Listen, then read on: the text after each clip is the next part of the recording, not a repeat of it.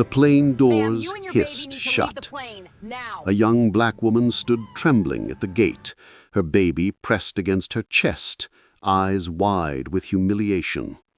Behind her, passengers murmured, pretending not to stare. Moments earlier, the pilot himself had ordered her off, accusing her of being disruptive. Her only crime had been asking for a seatbelt extension for her child. Now, as the plane taxied away without her, a few people sighed in relief. The captain had restored order. But less than 15 minutes after takeoff, those same passengers would pray for the woman they had just watched being thrown off, the one they all silently judged. It began as an ordinary morning flight from Atlanta to Denver. A crowded cabin, delayed boarding, and the quiet hum of routine travel. Among the last to board was Aaliyah Thompson, a 27-year-old single mother traveling with her 18-month-old son, Malik. She worked 2 jobs, night shifts at a nursing home and mornings at a diner. The trip wasn't a vacation, it was a promise. Her sister had finally secured her a better-paying position in Colorado, a chance of stability, a life where Malik could grow up without the weight she'd carried for years. She'd arrived early, exhausted but hopeful, clutching the cheap diaper bag that held their world. She smiled politely at the flight attendants as she found her seat, row 22, near the back. From the start, whispers followed her. The crying baby, the tone of a passenger asking her to keep it down, a steward rolling his eyes when she asked for warm water from Malik's milk. Still, Aaliyah stayed calm. She'd learned long ago that quiet dignity was her best shield.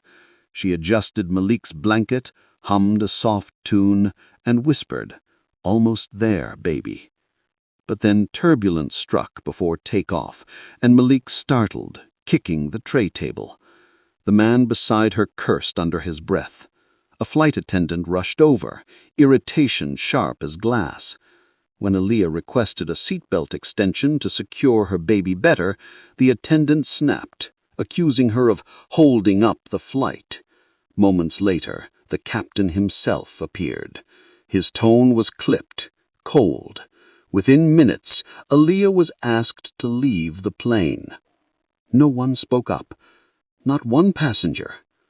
She walked down that narrow aisle in silence, head held high, heart shattering with every step. The passengers sat in uneasy quiet after she left. A few muttered that she should have followed the rules. Others exchanged glances, pretending the scene hadn't just unfolded before their eyes. The flight attendant sighed with relief, whispering to a colleague, "Finally, some peace."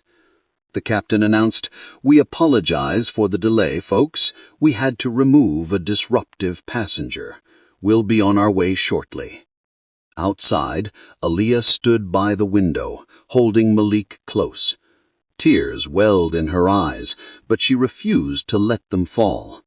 The sun glinted off the departing aircraft, her flight, her chance, her future, leaving without her.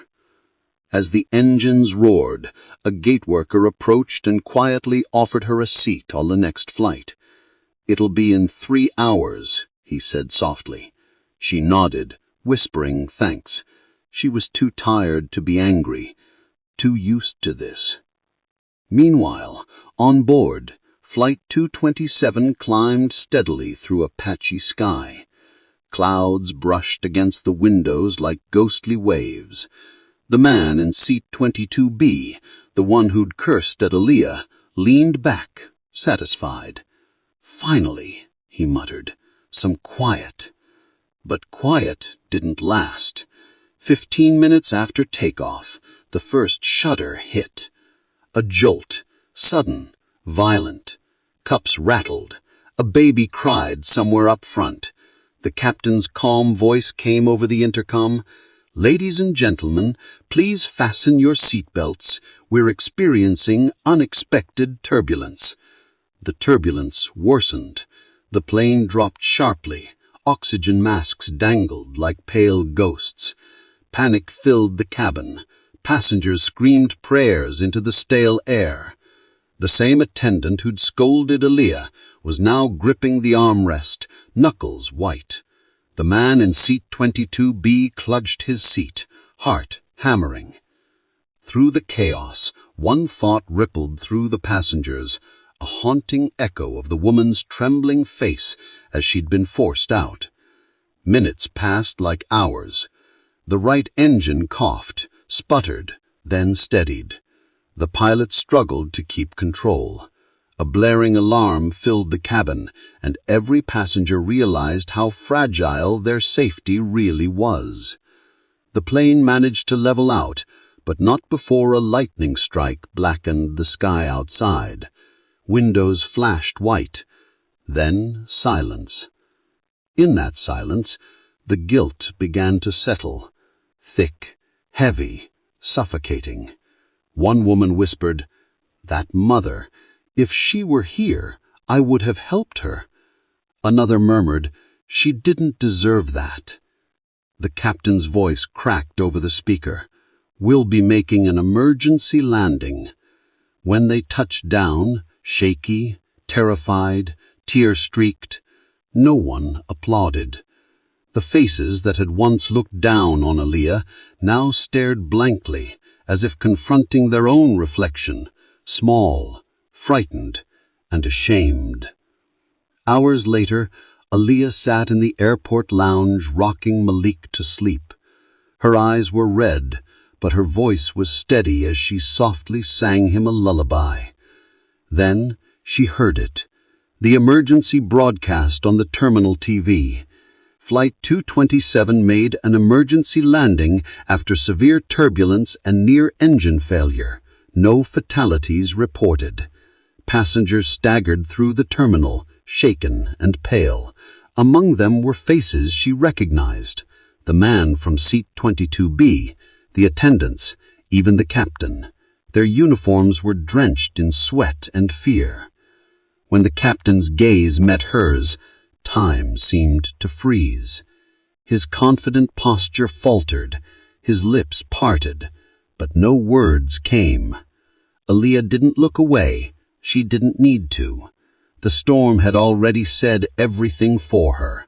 She rose slowly, adjusted Malik's blanket, and began walking toward her new gate.